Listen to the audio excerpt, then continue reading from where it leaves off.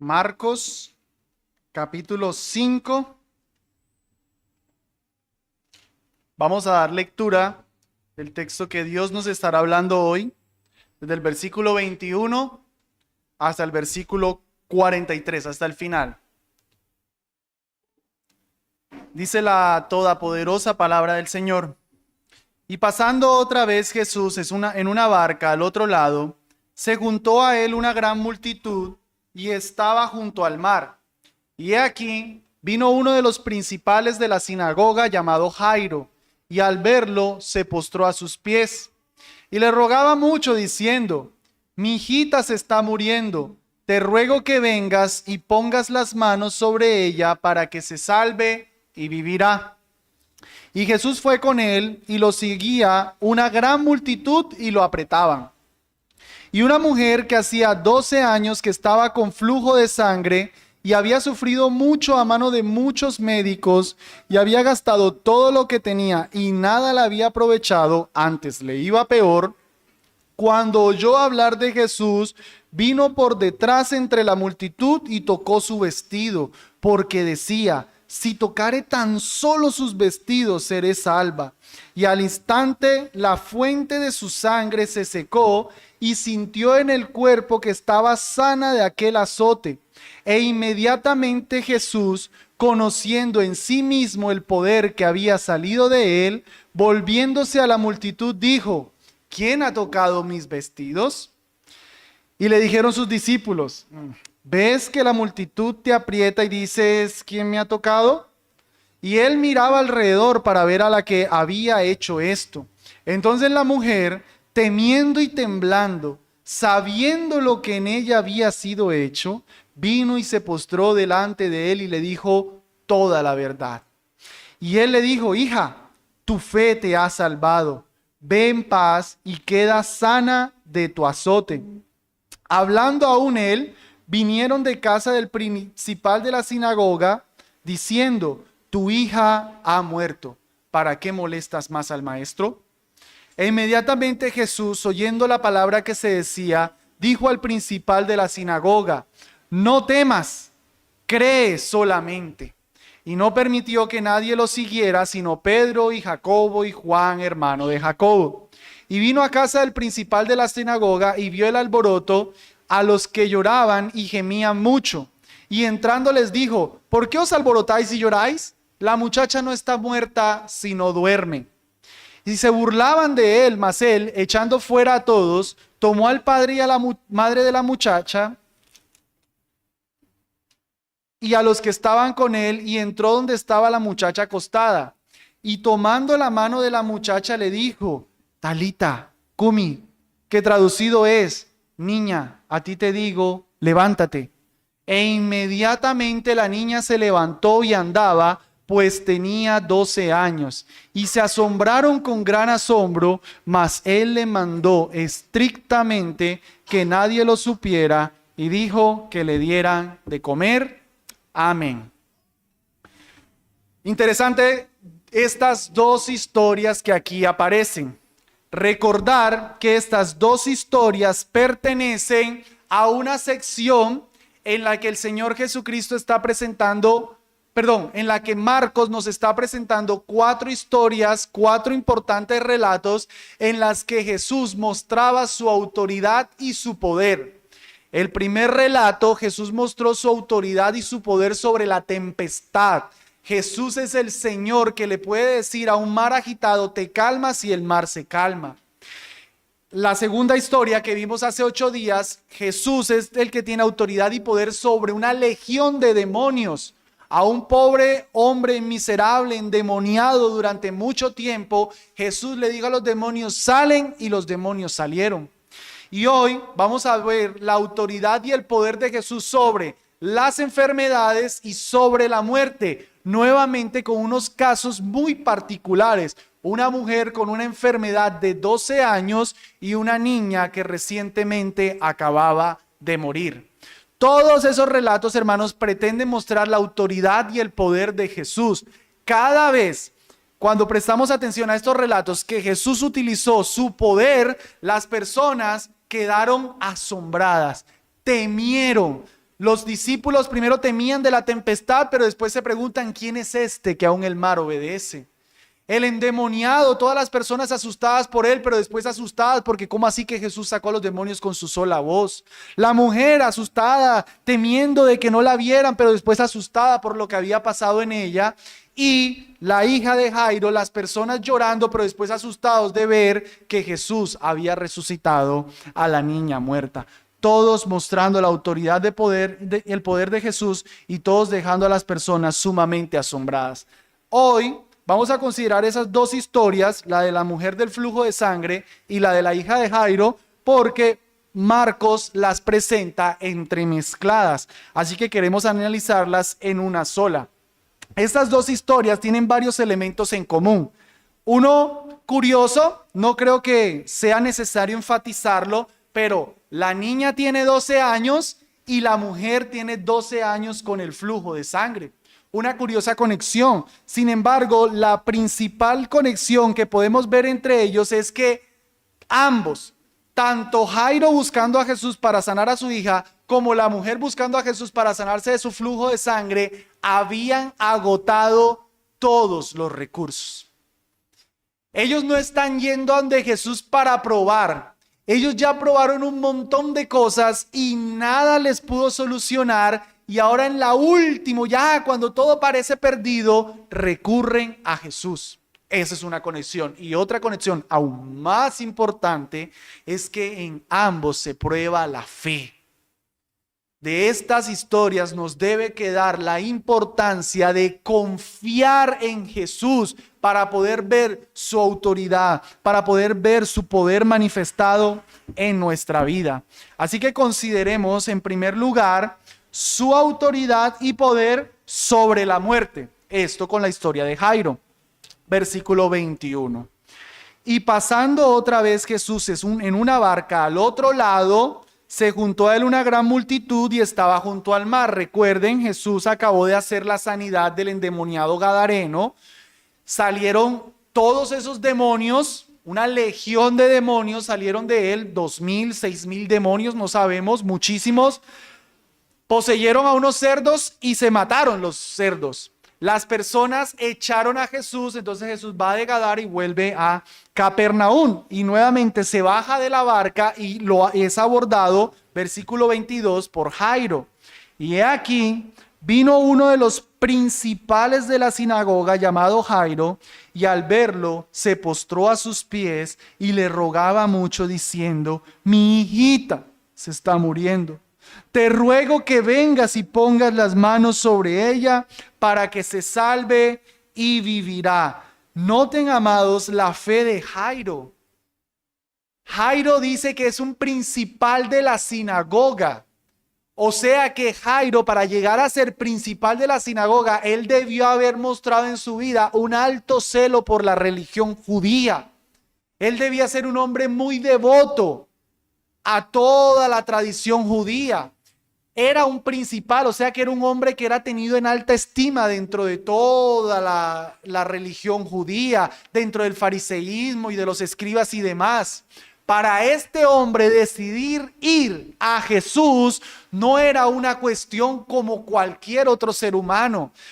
Ir a Jesús implicaba una renuncia a su reputación, una renuncia a su religiosidad, una renuncia a su estatus social para ir y postrarse a Jesús.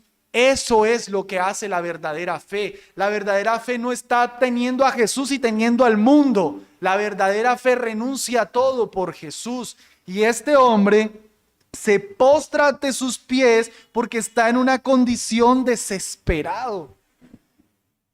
Él tal vez está en Capernaum, tal vez él había visto a Jesús obrar sus milagros. ¿Quién sabe si incluso él estuvo en la misma sinagoga en la que Jesús fue abordado por un endemoniado y Jesús lo liberó? Sencillamente Jesús hacía muchos milagros en Capernaum, tal vez él ya tenía el testimonio de quién era Jesús y por eso sabe que Jesús tiene el poder y le ruega, se tira a sus pies, tengan ese cuadro ahí. Eso es fe. No es, Señor, ¿será que tal vez tú sí eres capaz de sanarla. No, él dice, él está rogando, él sabe que el Señor puede. Tanto que él dice, ven y pon tus manos sobre ella. Él no está esperando que Jesús haga un proceso curativo natural. Él sabe que Jesús tiene el poder sobrenatural para curar a su, ¿cómo le llama? Hijita. Se ve la ternura, la preocupación. Los que somos padres sabemos lo que nos importan nuestros hijos y lo que estamos dispuestos a hacer por ellos. Y este hombre, aunque su hijita tiene 12 años, todavía es una niña. Lucas agrega que era la única. O sea, es su única hija, tiene 12 años. Este hombre está desesperado. Está desesperado. Su hija está a punto de morir. Y él sabe que el único que tiene el poder para hacer algo es Jesús. Así que a él no le importa su estatus social, no le importa su religión. Él se rinde a Jesús y le clama. Versículo 24. Y Jesús fue con él y lo seguía una gran multitud y lo apretaban. La mención de esto tiene que ver con Jairo y tiene que ver con la historia que va a continuar. Piensen, imagínense, hermanos, Jairo está desesperado, su hija se le va a morir. Jesús accede. Jesús va con él. Por cierto, nota importante. Jairo invita a Jesús. Hay una gran multitud y Jesús va con Jairo. Hermanos, hay un montón de personas que están pidiendo a Jesús y una persona lo invita y Jesús va con él. Jesús aceptaba las invitaciones personales porque Jesús no es un Dios que está por allá en los cielos y él nada tiene que ver con el hombre. Jesús es un Dios personal. El mismo Simón fariseo lo invitó a su casa. Jesús fue a comer con él. Mateo, después de haber sido convertido, siendo un publicano, lo invitó a su casa. Jesús fue a comer con él. Jesús acepta a todo aquel que le diga, ven por favor a mi vida, y él viene a tu vida. Jesús está dispuesto a visitarte hoy. Pero así como los gadarenos le dicen, vete de aquí, pues él también se aleja de aquellos que no quieren tener una relación con Jesús. O quieres a Jesús o no quieres a Jesús cerca, pero no lo puedes tener ahí Jesús cuando te necesite. No, él no es así. Pero si de corazón, de fe, tú le clamas a él, Jesús va contigo. Y Jesús aquí va con Jairo. Y van en esa multitud. Yo imagino a Jairo queriendo correr, pero la gente no deja avanzar. Ese desespero que debía estar en este hombre. Por fin obtuvo la atención de Jesús. Ya va a ser curada su hija, pero lastimosamente hay una multitud que no los deja correr. Y para colmo de males, miren lo que continúa, versículo 25. Vamos a ver como una interrupción de la historia en la que se va a manifestar el poder y la autoridad de Jesús sobre las enfermedades. Y una mujer que hacía 12 años que estaba con flujo de sangre y había sufrido mucho de manos de muchos médicos y había gastado todo lo que tenía y nada la aprovechaba, antes le iba peor. Cuando oyó hablar de Jesús, vino por detrás entre la multitud y tocó su vestido. Noten esta mujer, hermanos. Prestémosle atención a la condición que ella vivía, a esa miseria por la que ella debía estar pasando durante 12 años. Esta mujer, las mujeres de esa iglesia lo entienden más, llevaba con un periodo menstrual que no se le había frenado seguidamente durante 12 años, hermanos. Ustedes con 3, 4 días se están muriendo, imagínense 12 años sin que eso pare. Eso debía agotarla, debía debilitarla físicamente, la constante pérdida de sangre. Recuerden que para ese tiempo no existían las prácticas toallas higiénicas que hoy se tienen. Su vida debía ser muy miserable, cada rato cambiándose los trapos de inmundicia que le llaman. Debilitada, fastidiada. Para colmo de males, eso no representaba solo un malestar físico, representaba también un problema espiritual. Quiero que vean conmigo Levítico 15, versículo 19, en donde en la ley se estipulaba que el flujo de sangre dejaba a una mujer ceremonialmente impura. Era Levítico 15, 19, era algo que en la ley iba a ilustrar las consecuencias del pecado. Es lo mismo que pasaba con los leprosos, es lo mismo que pasaba con el flujo de semen. Son ilustraciones de cómo el pecado, la inmundicia, aleja del Señor. Levítico 15, 19.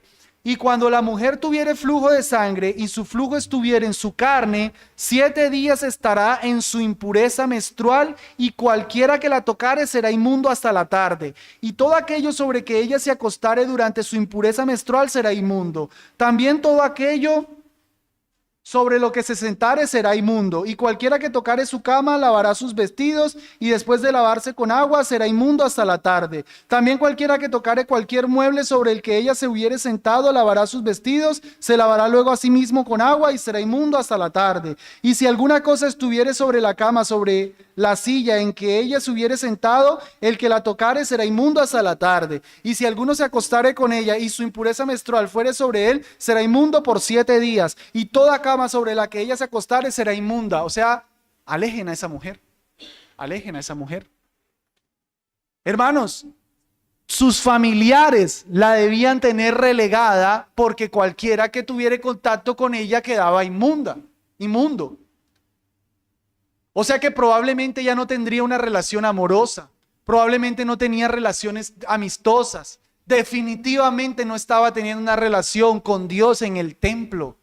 12 años apartada, 12 años en inmundicia espiritual. Era una condición muy miserable la de esta mujer. Para colmo de males, dice el texto que había gastado todo su dinero y los médicos nada habían podido hacer por ella, sino que le iba peor. O sea que tenemos a una mujer físicamente miserable, tenemos a una mujer espiritualmente miserable y tenemos a una mujer económicamente miserable. Esa mujer está en la olla, hermanos.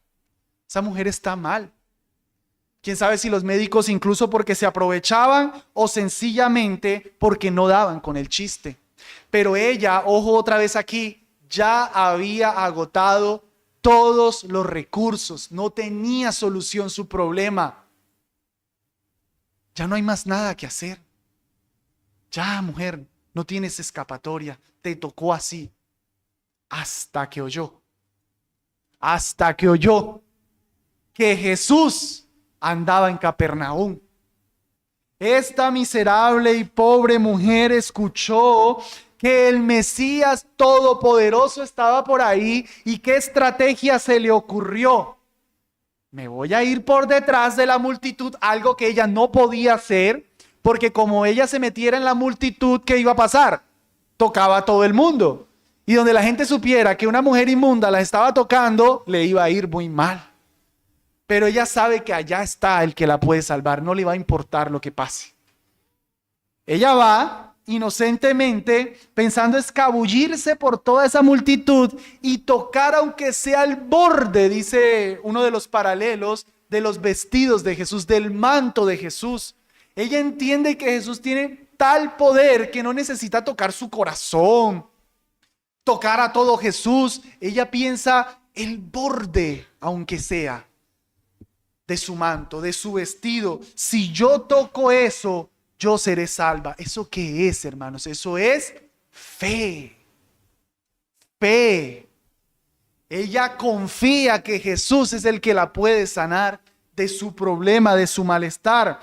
¿Y por qué? Sigue diciendo en el versículo 29. Porque decía, si tocare tan solo sus vestidos, seré salva. Por eso era que ella quería hacer eso, porque ella tenía fe. Versículo 29. Eso tiene unas consecuencias. Ella lo hizo. Ella fue, lo tocó y pensó que iba a pasar de inadvertida.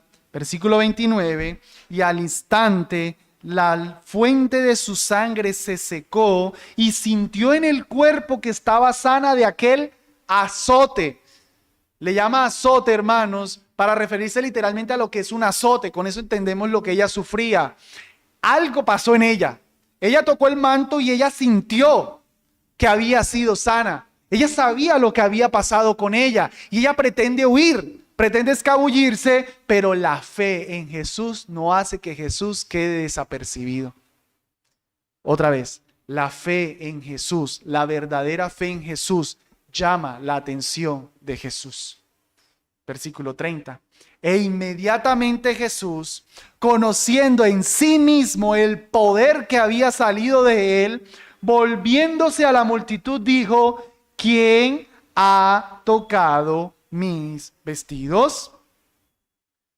Hemos de entender la pregunta de Jesús no como que ¿quién literalmente ha tocado mis vestidos? Eso es lo que los apóstoles entendieron y ahorita la respuesta. Más bien la pregunta de Jesús la hemos de entender como ¿quién de una manera especial, con una fe verdadera, me ha tocado? Yo estoy sintiendo los toques, pero ojo, el vestido, tóquense el cabello, eso no se siente. Mucho menos la ropa, y el cabello por lo menos es parte de nuestro cuerpo. Jesús sintió la fe que tocó su vestido. La verdadera fe llama la atención de Jesús. Y él siente el poder que sale de él. Él sabe que su poder respondió a fe. El poder de Jesús responde a la fe genuina. Él sabe que alguien entre la multitud que están ahí apretujando, que están haciendo un constante contacto, es sin fe. Pero en medio de esa multitud hubo un contacto especial. Hubo alguien que no estaba simplemente haciendo parte del montón. Hubo alguien que tenía toda su confianza en Jesús. Y con solo sus vestidos, el poder de Jesús se activa y él entiende que hay fe. No es que él no sabe quién es, él debe saber quién es. Pero creo que la pregunta de Jesús es para que la persona cuente, para que la persona diga lo que ha pasado. Las palabras de los discípulos son bastante irreverentes. Versículo 31. Y le dijeron sus discípulos: ¿ves que la multitud te aprieta y dices, ¿quién me ha tocado? Es bastante irreverente la pregunta, maestro. Por favor, estamos empujando. Qué tonta pregunta es esa. Los discípulos no entienden. Ellos no ven la fe. El maestro sí ve la fe. Entonces, 32. Y él miraba alrededor para ver a la que había hecho esto, a la que había hecho esto. La está buscando. Es como si Jesús estuviera ahí diciendo: dale, confiesa lo que pasó. Da testimonio. Da gloria a Dios, mujer, entre la multitud. Levántate y cuenta lo que tu fe ha hecho en ti. Cuenta lo que el poder mío ha hecho en ti. Entonces la mujer, versículo 33, temiendo y temblando. Es un cuadro muy tierno, hermanos. Es un cuadro muy tierno.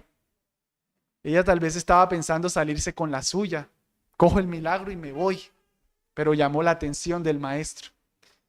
Está temiendo, está temblando porque lo que hizo fue una imprudencia. Una mujer inmunda ir y tocar al maestro. Y de paso tocar a un montón de gente. Fue una imprudencia. Pero una imprudencia movida por la fe en Jesús. Una imprudencia que dejó al lado todo el ceremonialismo, pero solo le interesaba a Jesús. Tal vez ella pensando: me va a regañar. ¿Quién sabe qué pensaría ella? Estos me van a apedrear. ¿Quién sabe qué me va a pasar aquí? Temblando, temiendo, sabiendo lo que en ella había sido hecha. Ojo otra vez. Vino y se postró delante de él. ¿Cómo tenían ahorita a Jairo? Postrado. ¿Cómo tenemos ahora a la mujer? Postrado. Entendiendo el señorío de Jesús. No hay una actitud de arrogancia. Esa no es la actitud de la fe genuina. La actitud de la fe genuina es postrado a los pies de Jesús. Lo que me vayas a hacer, lo que quieras hacerme, polvo de la tierra, aquí estoy, Señor. Esa es la fe genuina. La que se rinde a Él, la que no tiene nada que reclamar, la que no tiene argumentos, la que lo único que tiene es la obra de Cristo Jesús mismo, sus pies. Esa es la fe genuina. Termina diciendo, y le dijo toda la verdad. El texto de Lucas dice que lo dijo delante de la multitud. O sea que todos tenían que haber escuchado lo que había pasado. Todos se iban a dar cuenta de la obra grandiosa que Cristo Jesús había hecho en ella. El Salmo 50:15 dice, invócame en el día de la angustia y te libraré y tú me honrarás. Esa es la dinámica del Señor.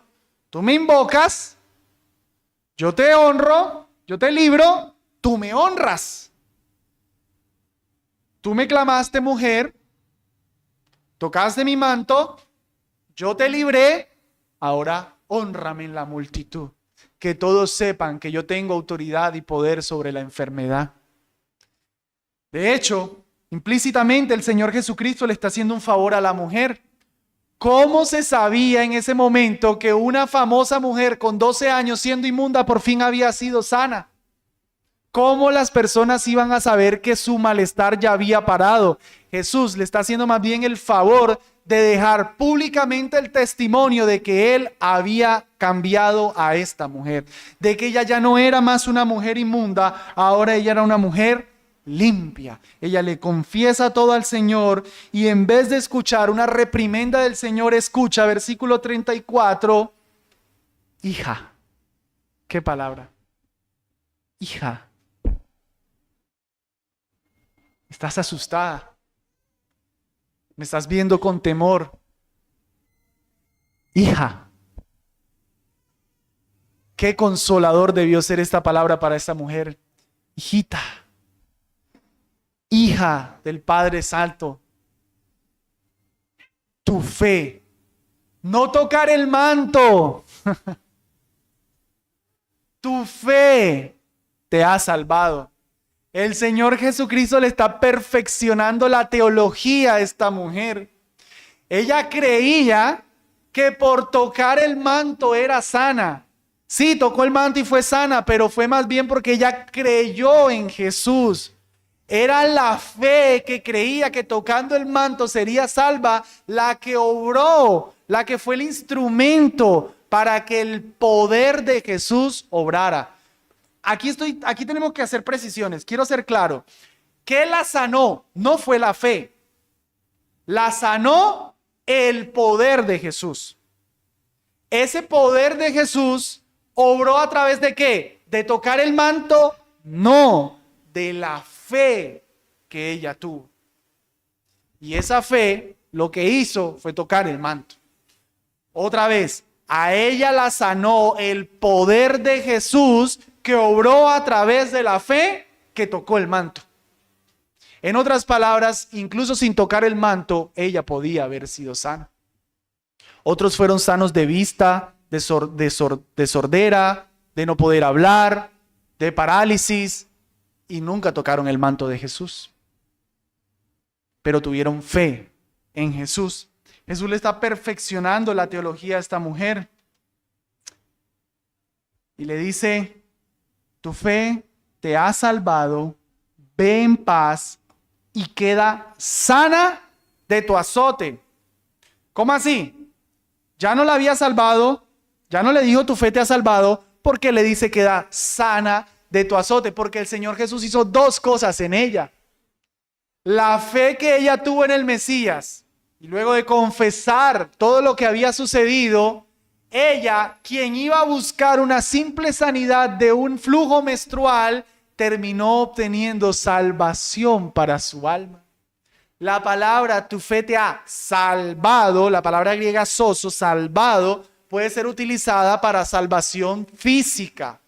Pero luego el Señor Jesús le dice queda sana, una palabra que suena como higiene, queda limpia de tu inmundicia, queda salva espiritualmente. La fe de esta mujer obtuvo más que simplemente la sanidad de la enfermedad. Obtuvo salvación. Por eso Jesús le dice, Shalom, ve en paz. Todo lo que el shalom implicaba, una correcta relación con Dios. Hija, ya no estás más fuera de mí. Hija, ya no estás alejada de la presencia del Señor. Ya no eres más una inmunda. Ya no eres más una pecadora. Ahora eres una que tiene paz con Dios. ¿Por qué? Por la sola fe. Amados hermanos, creer en Cristo Jesús trae una correcta relación con Dios. Solo fe, solo por gracia. Amén. El texto no nos dice qué pasó con ella más, pero definitivamente ella debió tener una gran gratitud con Jesús. Está postrada a los pies de Jesús. No nos dice qué pasó con ella. Más bien cierra la historia de ella, pero debemos de entender que ella estuvo tremendamente agradecida con el Señor. Ahí está a los pies. Como estaba Jairo, como estuvo el endemoniado. Recuerdan que el endemoniado también estaba a los pies de Jesús. Como estuvo Pedro cuando el Señor hizo la pesca milagrosa y él se postra a los pies de Jesús y le dice: apártate de mí porque soy hombre pecador. Ese, hermanos, es el lugar del cristiano, rendido a los pies de Jesús. Ahí es donde está el que entiende lo que el Señor ha hecho en su vida, a los pies de Jesús. Retoma desde el versículo 35, se va a retomar la historia de Jairo. Recuerden que quedó en stand-by. Y yo les dejé también en stand-by cómo se sentiría Jairo, afanado por su hija. La gente no lo deja pasar y el Señor Jesús se pone a atender a una mujer enferma. Yo creo que Jairo estaría ahí como: maestro, vamos, pilas. Y el Señor hablando con una mujer. Colmo de males, 35, hablando aún él, vinieron de casa del principal de la sinagoga diciendo: tu hija ha muerto. ¿Para qué molestas más al maestro? Si Jairo tuvo algún mínimo sentimiento de animadversión con Jesús por haberse puesto a atender a la mujer en vez de moverse a atender a su hija, definitivamente esto debió generar más animadversión. Sí fue así, no estoy diciendo que fue así. Porque Jesús, hermanos, debió haber ido a atender primero a la niña que a la mujer. Debió organizar las prioridades. Hay una niña enferma pronto a morir, hay una mujer que tiene 12 años, pues no se va a morir. Jesús atendió al que no se le debía dar importancia a los ojos del hombre. Pero él le quiso dar la importancia. Aunque a los hombres nos parezca que no está orando correctamente, ¿quién es el sabio? Él es el sabio. Amados, ¿esto qué nos enseña? Que Jesús no tiene las mismas prioridades que nosotros tenemos. Nosotros necesitamos que Jesús obre ya en una situación, pero Jesús está tranquilo atendiendo otras cosas y diciendo todavía no. Y luego eso que Jesús no atendió se empeoró. ¿Ya para qué? Ahí es donde Jesús va a orar. Cuando ¿ya para qué? Versículo 36. E inmediatamente Jesús, oyendo la palabra que se decía, dijo al principal de la sinagoga: no temas, cree solamente, Él está en control. Jesús no dijo: ay, Jairo, perdón, qué pena, pero tranquilo que yo lo corrijo. No. Jairo, papito, ¿qué pasó? ¿Tenías tremenda fe? ¿Tú me viniste a buscar? Porque sabes que puedo solucionar tu problema. Se complicó el asunto. ¿Qué pasó con la fe, Jairo? No temas. Cree solamente. Jairo, necesito esa fe. Pero Señor, ya murió. Fe, Jairo, fe. El Señor definitivamente debió esperar a que esto sucediera, o está esperando, o está aprovechando que esto haya sucedido para mostrar que cuando las cosas ya no tienen más solución, ahí es donde Él tiene una solución. Cree solamente, no temas, porque la fe es la que echa fuera el temor. Amados, lo contrario a la fe, el antónimo de la fe, no es la incredulidad realmente. El antónimo de la fe es el temor. Cuando tú temes, eso es inversamente proporcional a la fe que estás teniendo. Y la fe que estás teniendo es inversamente proporcional al temor. Cuando hay una situación adversa y nosotros tememos, eso no lo solucionamos si la situación se soluciona. A eso lo solucionamos si tenemos fe. Creer que Dios está en control y que Él puede hacer algo. Descansar en Él, que Él hará. Y si Él no hace, es porque Él tiene un mejor plan. Y yo confío que su plan es mejor. Pero cuando no es así, yo estoy en temor. ¿Y qué tal que pase? ¿Y qué tal que no? ¿Y qué tal que el Señor? ¿Y qué tal? Eso es no confiar que el Señor está en control y que Él es más sabio. Si yo estuviera en tu trono, Señor, yo haría. Eso es lo que hace el temor. Creer que si nosotros estuviéramos en la posición de Jesús, nosotros organizaríamos mejor nuestra vida. Eso es arrogancia.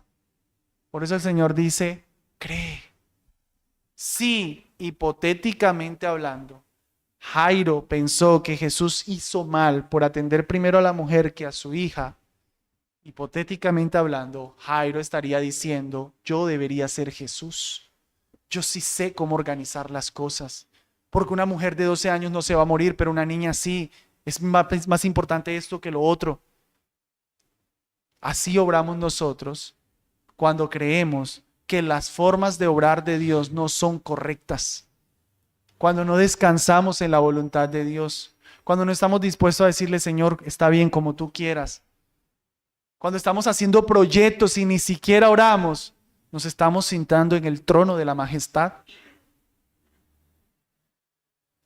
Creer solamente. Versículo 37. Y no permitió que nadie lo siguiera, sino Pedro, Jacobo y Juan, hermano de Jacobo.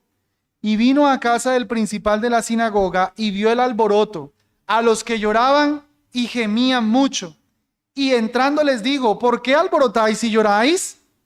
La muchacha no está muerta, sino que duerme. Y se burlaban de él. Hermano, parece curioso, pero en esta época se contrataban para los velorios a las personas que lloraban. Las personas que están aquí son personas a sueldo. Había un muerto y tocaba contratar llorones. Jairo era un principal de la sinagoga, Jairo tiene platica, por eso hay muchos. Hay mucha gente llorando. Y ustedes dirán, qué insolentes, ¿por qué están llorando y luego se burlan? Porque son contratados. Son contratados. Por eso pueden pasar del lamento a la risa. No están apersonados de la situación de Jairo. Pero ¿quién sí está apersonado de la situación de Jairo? Jesús. Los otros, a sueldos, ladrones y salteadores son. Jesús le importan las personas. Jesús no es a sueldo. A Jesús no hay que pagarle para que se interese por ti. Jesús le interesa Jairo y su niñita de 12 años. Y declaró esto un poquito raro. La niña no está muerta, sino duerme. ¿Qué será? ¿Será que todos tenían una falsa percepción? Y realmente la niña estaba en alguna situación que había hecho que pareciera que estaba muerta. No por varias razones. El texto paralelo de Lucas 8, si lo leemos, dice que las personas, los llorones que están contratados ahí, le dijeron a Jesús, se burlaron de Jesús porque ellos sabían que estaba muerta, número uno. O sea que no es simplemente Jairo o las personas que lo buscan, sino hay multitud de personas que saben que murió. Número 2, en Lucas, cuando Jesús la resucita, ya vamos a ver eso, cuando Jesús la resucita dice que el espíritu volvió a ella, o sea que el espíritu se había salido.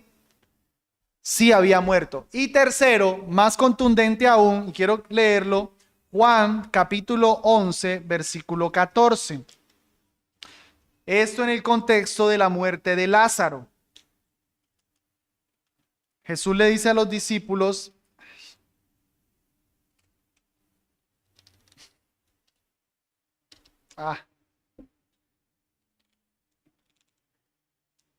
se pegaron las páginas de esta Biblia. No lo tienen, ya, se paró. Juan 11, 11. Habiendo dicho esto, les dijo después, nuestro amigo Lázaro duerme, pero voy a despertarlo. Noten, duerme, voy a despertarlo.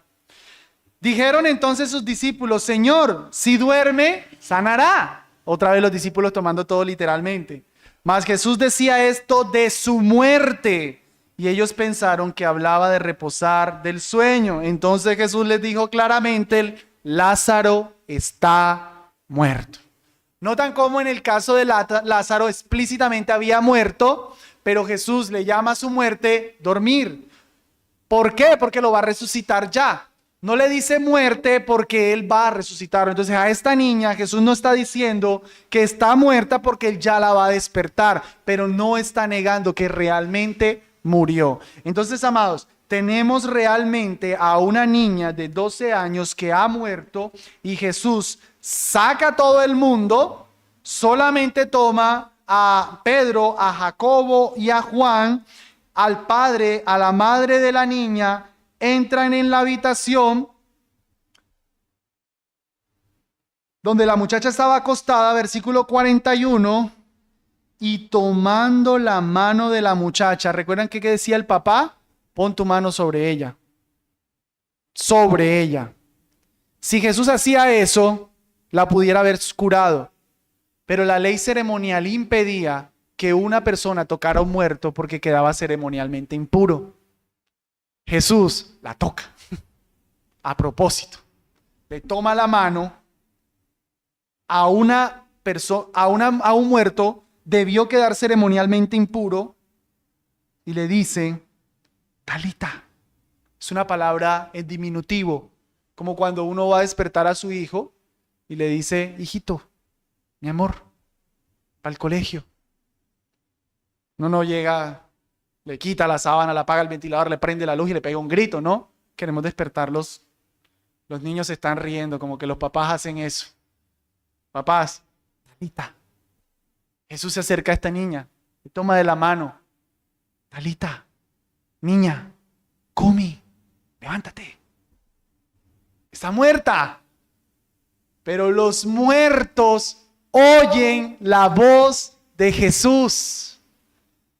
Solo Jesús tiene el poder para que aún los muertos oigan su voz.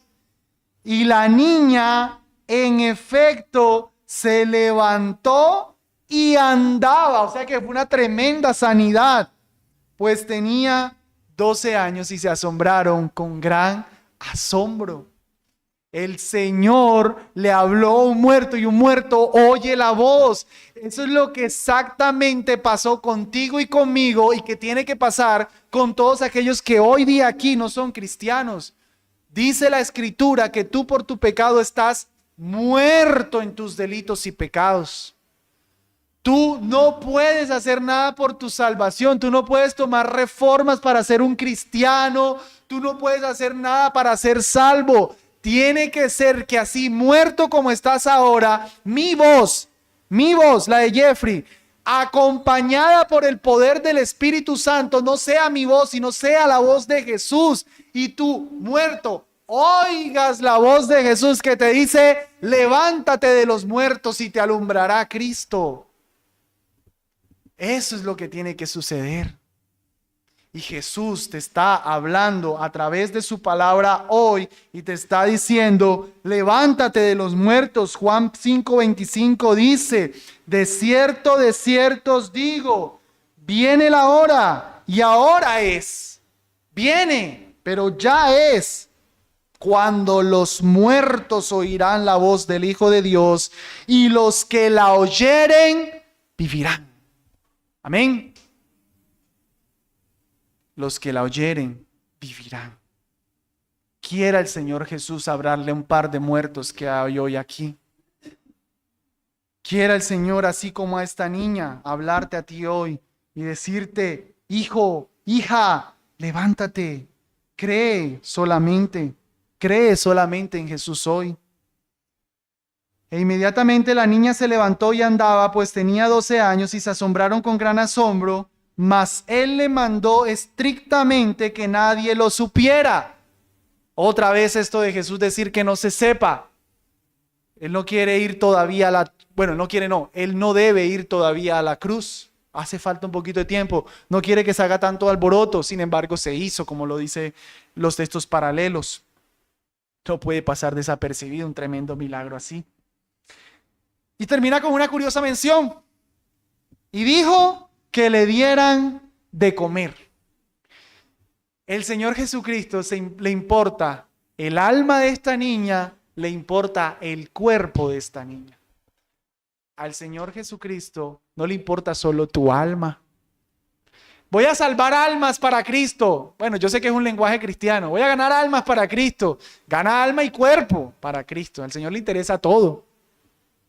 A Él no le interesa solo tu alma, a Él le interesa tu cuerpo. ¿Qué haces con tu cuerpo? La mujer la sanó el alma, le sanó su flujo de sangre. A la niña le devolvió el alma al cuerpo, pilas que tiene hambre.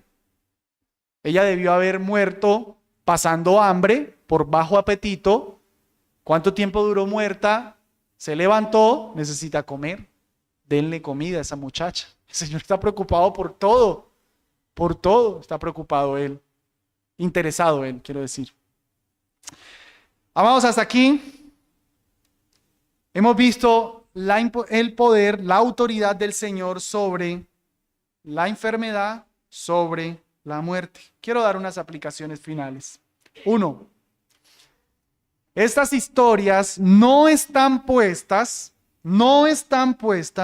para enseñarnos que si tenemos un mal de muchos años, Jesús lo va a solucionar. Ok, ya entendí. Esta situación difícil que yo tengo, Jesús ya me la va a solucionar. No es eso. El propósito es mostrarnos que Jesús tiene la autoridad y tiene el poder sobre todo, cualquiera sea la cosa que te está pasando. Bien puede ser que Él te la quiera solucionar y tiene el poder y la autoridad para hacerlo, o bien puede ser que Él no lo haga. Y eso nos lleva a la segunda aplicación. Hemos de entender que nuestro Señor no obra de acuerdo a nuestros tiempos. Él no obra de acuerdo a nuestras prioridades, de acuerdo a nuestros planes. Él tiene la autoridad y el poder para solucionarte un montón de cosas que tú necesitas solucionar, pero sus prioridades, sus caminos no son tus caminos. Sus pensamientos no son tus pensamientos. Él es el que sabe. Si lo que te está pasando y aún no te lo ha solucionado, debe esperar un poco para tal vez más adelante manifestar mejor su poder, para que te quede claro que fue por Él, no por tus medios. O en su misericordia te lo puedes solucionar ya. Pero nunca puedes reclamarle al Señor, porque Él es el Señor, no tú. Él no tiene que hacer tu voluntad. Por eso es que no declaramos, no decretamos, porque Él es el que está en el trono, no yo. Sus tiempos no son mis tiempos, sus caminos no son mis caminos, su sabiduría no es mi sabiduría. Pablo mismo le rogaba al Señor 3 veces, pasa de mí quita ese aguijón, quita ese aguijón, quita ese aguijón.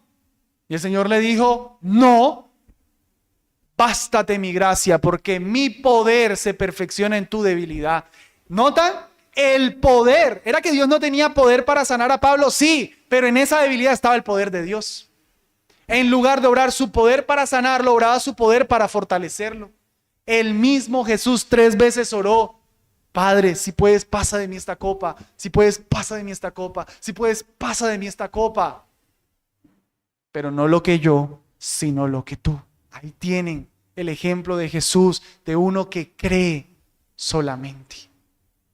Cree solamente.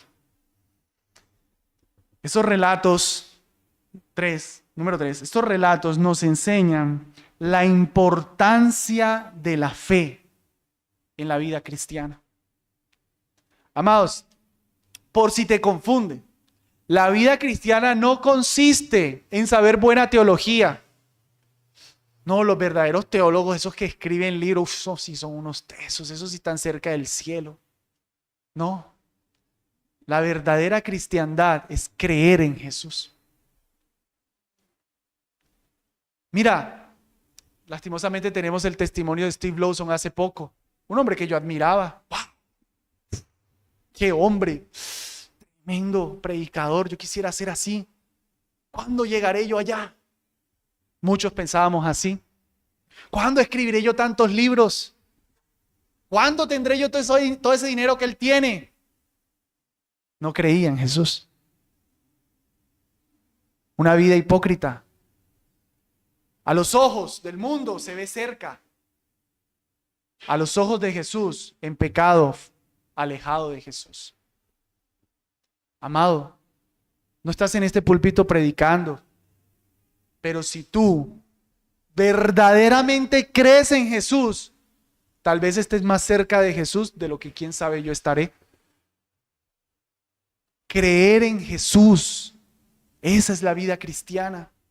En todo, día a día, confiando en Jesús. Eso es lo que Él quiere.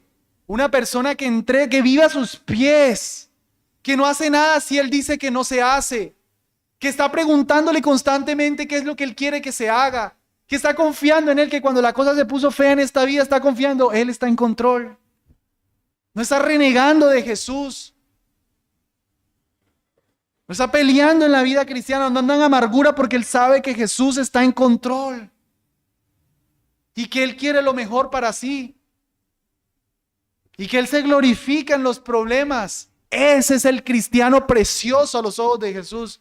Ese estará más cerca de Jesús. Así nunca haya escrito un libro, así nunca haya predicado un sermón. Cree solamente, le decía el Señor a Jairo. Tu fe te ha salvado, le dijo a la mujer. Y a los discípulos en la barca les dijo: ¿por qué no tenéis fe? ¿Qué pide Jesús? Fe. Jesús no te está pidiendo plata. Jesús te está pidiendo fe. Cree solamente. Eso pide Jesús.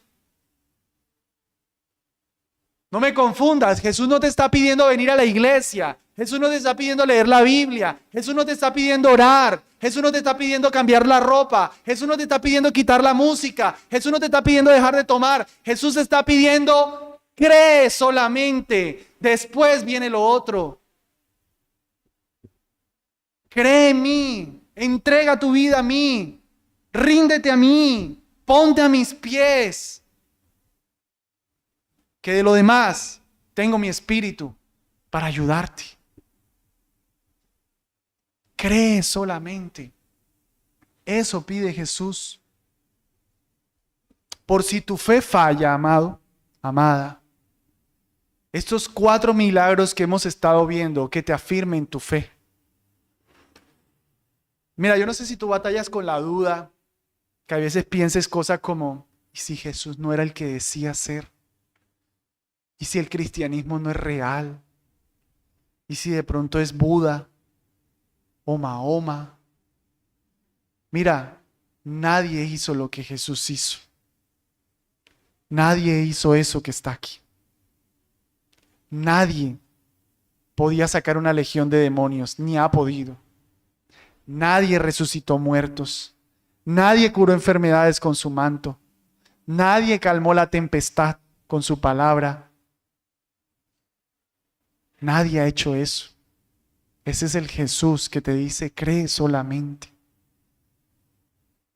Si Mahoma, Buda, el Papa hace esto, hablamos, discutimos. Pero nadie ha hecho lo que Jesús ha hecho. Que eso te aterrice la fe. El que te está llamando hoy a que creas solamente es uno que le dijo al mar, cálmate, y se calmó. Es uno que le dijo a una legión de demonios, salgan, y salieron. Es uno que curó un flujo menstrual de 12 años por solo tocar su manto. Y es uno que le dijo, muerto, levántate, y resucitó. Ese es Jesús. Ese es el que te está diciendo hoy, no temas, cree solamente. Ven a mí. Ese es el que te llama hoy. Cuando Jesús fue tocado por la inmunda mujer y cuando Jesús tocó al inmundo muerto, la inmundicia de la mujer fue limpiada y la inmundicia del muerto no le pasó a Jesús. Él es el justo y santo que más bien pasa su santidad y su justicia a los que se acercan a Él. Tú y yo, ¿qué somos? Inmundos, pecadores. Pero Jesús tomó nuestra humanidad y no fue contaminado por nuestra humanidad para ir a una cruz a pagar por ti y por mí. Para que nosotros podamos ser limpios en Él. El inmundo nunca fue contaminado por la inmundicia. Los inmundos somos bendecidos por el limpio. Su justicia es sobre nosotros cuando creemos solamente. Señor, yo no puedo. Señor, yo soy malo. Señor, por más que me esfuerzo, no lo logro. Ahí el Señor Jesús te concede su justicia. Ayúdame, por favor. Yo veo a todos en la iglesia de Barbosa y yo no soy tan santo, yo no merezco ser cristiano. Ayúdame, por favor. Y Él te dice, tranquilo, ven, tu fe te ha salvado. Pero mientras tú estés tratando de cumplir, de Jesús no vas a recibir ni una gota. Nada recibes de Él. Él dice cree solamente. Oremos. Nuestro precioso Salvador, como nuestro padre Abraham, lo leíamos esta mañana, creyó y su fe le fue contada por justicia. Nosotros hemos creído en ti y tu justicia nos ha sido concedida. Te pido por favor, Dios, que este mensaje obre con poder en la vida, en los corazones, en los cuerpos y almas de todos aquellos que no han confiado solamente en ti. Y aunque ya hemos creído en ti, día a día nuestra fe es probada. Estamos en la gloria cuando todo está saliendo como nosotros queremos. Pero hay veces sacudes un poquito nuestra tranquilidad y ahí es donde nuestra fe es probada. Que podamos escuchar estas palabras que dijiste a Jairo. No temas, cree solamente. Ayúdanos, Señor.